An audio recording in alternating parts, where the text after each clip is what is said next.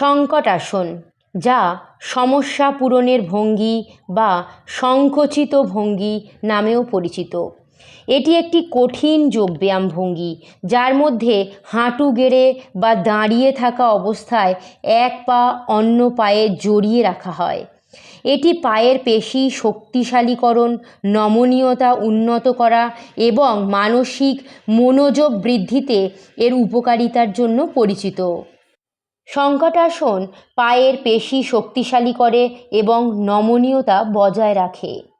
মানসিক মনোযোগ এবং একাগ্রতা বৃদ্ধি করে। রক্ত সঞ্চালন এবং হজম শক্তি উন্নত করে।